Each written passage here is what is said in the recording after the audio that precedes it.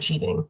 Yeah, well, I will preface that none of these grand ideas that I have are original for me, right? They've come from the books that I've read, the events that I've gone to, because and being around mentors. So, I like to say that I created all this, but I didn't.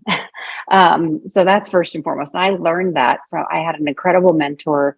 I still have that incredible mentor that had this conversation with me, as a woman building a business and as a guy too. But, for me, I was juggling so many things and my kids and I'm also doing real estate. Like a lot of times when you're creating something new, you're still doing the thing that puts the food on the table, right? So now I've got all these things. Now I'm less with my kids and less with working out, blah, blah, blah.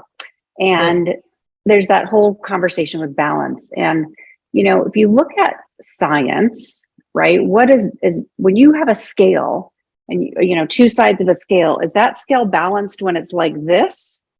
Or is it balanced when it's like this? It's balanced when it's on an even plane, right? So the very nature of the conversation of, God first, family, business, health, or whatever, well, something is above something else and something is beneath something else. That's not balanced. So what if it's all on the same plane, right? Because it's all important, is it not? Your family is important. Your business is important, right? Your health is important. And your spirituality is important. Like one affects the other, right? So it's all important. So what there is to do is say, okay, it's all important. So when I was building this, I was like, you know what? It's important for me to go do meetings at night. It's important for me to miss my son's basketball game because I've got, meetings to do, or it's important for me to find time to work out. Like all those things were important. So what I did is it was like a paradigm shift. Okay, if it's all important, then you just get it all done. You figure it out.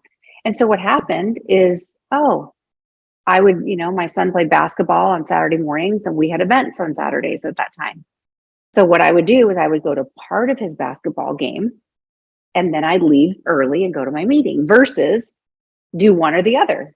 I did them both, right? And he was like, "Oh, that's great, Mom. Who cares?" And he didn't care anyway. You think they care? They don't. He didn't care, but I cared. And then I was able to go do my business. So I just started coming from a place of it's all important. It's all important, and it really is true. That because if you don't do one, they're so important. So I firmly believe that you can't put one on top of the other. And obviously there's different days, there's different things going on, right? And you have the luxury of doing what you want, scheduling it how you want. But sometimes I think when we have that balance conversation, again, it leads to another option or another excuse or reason why we can't. See, when you're building a business, we are going to avoid pain and always go to pleasure. And when you're building a business, you're dealing with rejection, growth, you're learning. I'm sure your business is like ours. We have scripts, we have to make phone calls, all that stuff.